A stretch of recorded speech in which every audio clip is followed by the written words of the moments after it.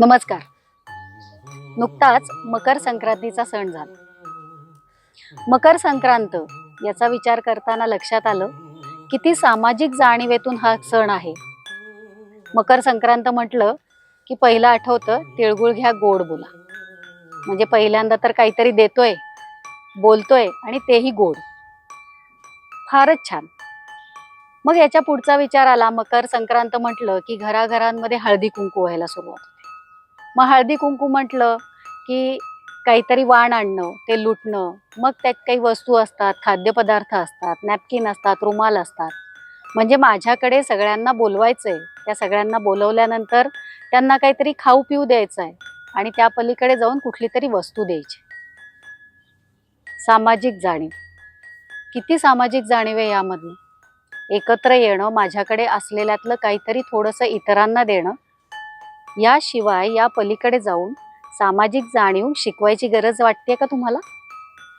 तर फक्त मकर संक्रांत साजरी करा. याविषयी अवनीश आणि गंपूदादा काय म्हणतायत तेही बघूयात. धन्यवाद. अच्छा, आणि मला स्टॉक्स वगैरे पण करायला आवडेल. म्हणजे ते म्हणतो ना, स्टॉक्स इक्विटी ट्रेडर. अच्छा, ट्रेडिंग करायला आवडतं. स्टॉक मार्केट पण करतो? स्टॉक मार्केट करायचंय मला. करायचं का रे? त्याच्यात असं खूप पेशन्स लागतो आणि ते त्याचा रिझल्ट खूप चांगले असतात. It's like a small business. Small business. हा असं काहीतरी म्हणतात ना, चॅरिटी बिगिन्स ॲट होम. हा म्हणजे काय? समाजसेवा म्हणजे आपण चॅरिटी बिगिन्स ॲट होम म्हणजे काय? घरापासून सामाजिक कामाला सुरुवात होते. स्वतःपासून सुरुवात करायची. येस. ओके, म्हणजे काय करायचं? म्हणजे आपण आतापासूनच स्टार्ट करायचं. घरातल्या ज्या गोष्टी असतात ते आपण गरिबांना दिली पाहिजे. म्हणजे जुने कपडे, जुने खेळणी जे आपण आता यूज नाही करत आहे. जसं की खूप सारे कपडे जे आपल्याला खूप छोटे फटाके फोडले का? फोडले. हो, खूप कमी फोडले यावेळेस. पण मग गरिबांकडे दिवाळी असेल की नाही? असते ना. मग तू काय केलं त्यांच्यासाठी? यावेळेस या दिवाळीला माझे जे जुने कपडे होते, जे ब्रँड न्यू होते, पण ते मला बसत नाही. त्यांचं अजून स्टिकर पण नाही काढलं. असे चांगले चांगले किंवा न वापरलेले कपडे मी त्यांना दिले जे मला बसत नाहीत. माझे जुने खेळण्या जे आता मी त्यांच्यावर खेळत नाही, माझ्याकडे खूप खेळण्या, पण आता सगळ्यांबरोबर मी खेळत नाही, म्हणून आम्ही खूप सारे खेळण्या आणि खूप सारे कपडे या वर्षी दिवाळीला दिले. ओके. काय वाटत असेल गरिबांना? दिवाळीमध्ये काय वाटत असेल गरीब मुलांना? त्यांना वाटत असेल की आमची दिवाळी आम्हाला सेलिब्रेट करता येते, आम्हाला खूप छान वाटतं. त्यांना छान वाटत असणार आहे पक्का, की त्यांना असे कपडे भेटतात नवीन, त्यांना खेळायला भेटतंय, त्यांची दिवाळी सेलिब्रेट होतीये. पण जर हे त्यांना मिळालं नाही तर त्यांना काय वाटेल? त्यांना हे खूप घाण वाटेल आणि असं वाटेल की समाज त्यांना खूप इग्नोर करतोय किंवा लोक त्यांच्याकडे लक्ष देत नाहीयेत, कारण की ते खूप समाजामधले कुठले कुठले घटक आहेत, अशा कुठल्या कुठल्या गोष्टी आहेत जिथे खरं तर सामाजिक काम करायला पाहिजे, मदत करायला पाहिजे त्यांना? जे छोटी मुलं असतात जे भीक मागतात, ते भीक का मागतात? कारण की त्यांना माहित नाही ते स्वतःच काही विकून सुद्धा पैसे कमवू शकतात. त्यांना समजा जर आता त्यांना त्यांनी कुठून बाहेरून गोष्टी घेतल्या आणि ते बिझनेस म्हणतो. स्मॉल बिझनेस सुरू केला, जसं की कॅन्डल्स किंवा असे पेजेस, असं बिझनेस जर त्यांनी सुरू केला तर ते हे करू शकतात. पण त्यांना हे जाणीव नाहीये, कारण की त्यांना एज्युकेशन नाहीये. एज्युकेशन ह्याच्यासाठी नाहीये त्यांना भेटलेलं. एज्युकेट करणं हे पण एक सामाजिक कार्य आहे. तर एज्युकेशन त्यांना का नाही भेटत? कारण की त्यांच्या आई वडिलांकडे एवढे पैसे नसतात. आई वडिलांकडे एवढे पैसे का नसतात?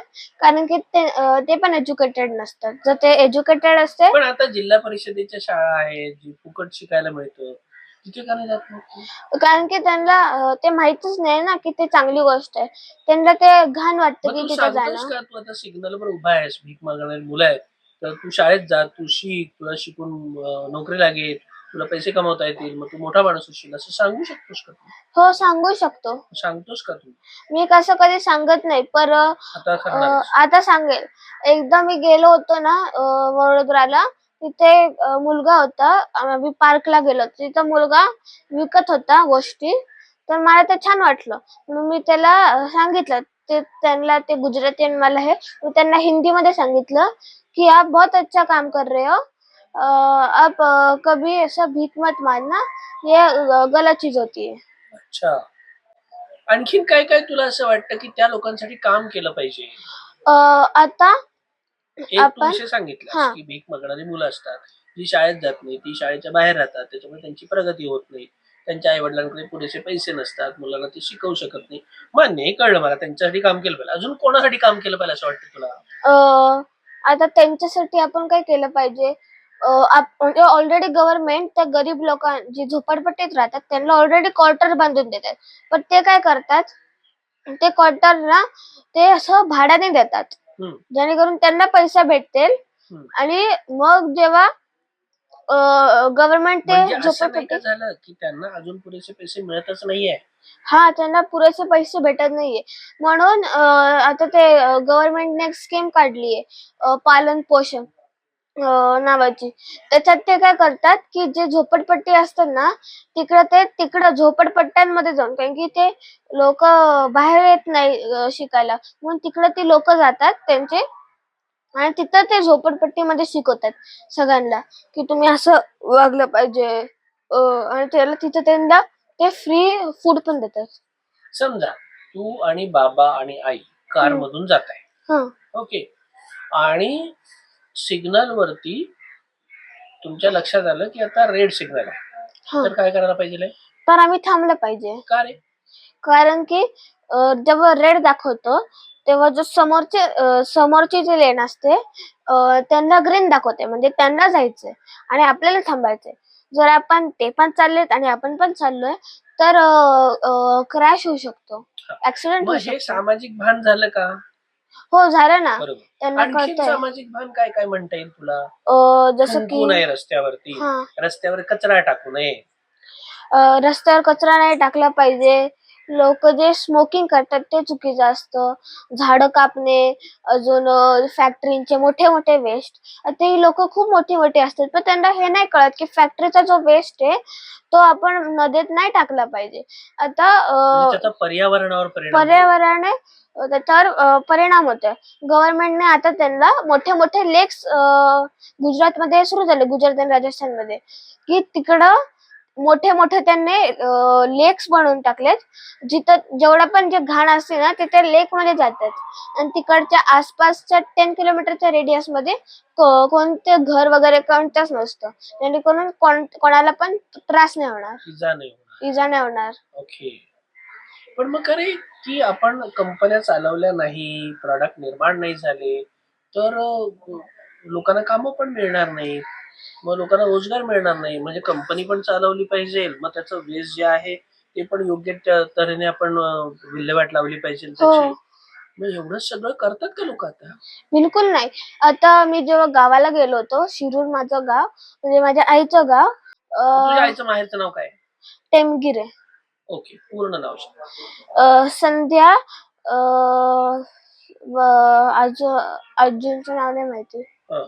संध्या टेमगिरे. आई आणि मावशी आणि किती आहेत तुला मामा मावश्या? मला खूप सारे मावशी आहेत, 5 धरूया. 5 जण. ओके. मग तू कुठल्या कुठल्या मावशीकडे जातोस का? हो, जातो. माझ्या रिसेंटलीच मी माझ्या मोठ्यावाल्या मावशीकडे गेलो होतो, ओके. सख्खी मोठीवाली मावशी. त्यानंतर मधलीवाली मावशीकडे जातच असतो, आणि माझ्या मामाकडे जात असतो. ओके. मग गावाकडचे मोठ्या मामा आणि छोट्या मामा एकाच जागी राहतात, मग तिथं पण जात असतो. गावाकडे काय काय आहे? गावाकडं शेती आहे. शेतीत काय काय आहे? आमच्या इथे नुसतं एक घर आहे.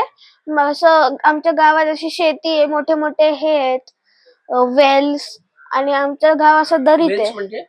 वेल्स म्हणजे विहिरी. कुवा, विहिरी. विहिरी. विहिरी वेल्स म्हणजे कुवा, विहिरी. ओके. मग तू गेलायस का विहिरीवरती?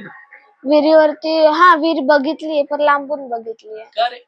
ते म्हणजे येतं मला स्विमिंग, पण तो आता कॉन्फिडन्स नाही राहिलाय माझ्यात. खूप आधी केली ते काय स्विमिंग. असतं कॉन्फिडन्स म्हणजे?